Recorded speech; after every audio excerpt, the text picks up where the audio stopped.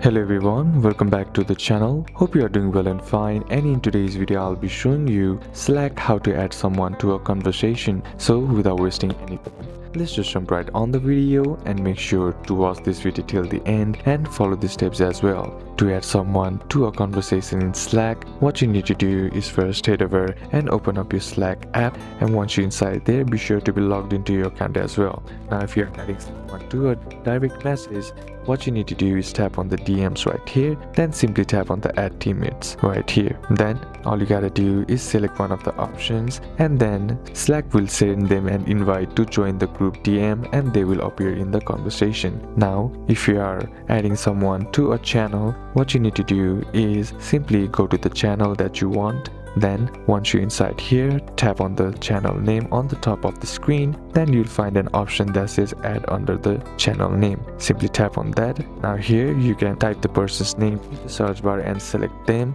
and once you find them, click on add to invite them to the channel. So these are a couple of steps that you can apply, and that's it for today's video guys. Hope this video was useful to you. Leave a like if it did, comment down any questions that you have, and see you soon on the next one.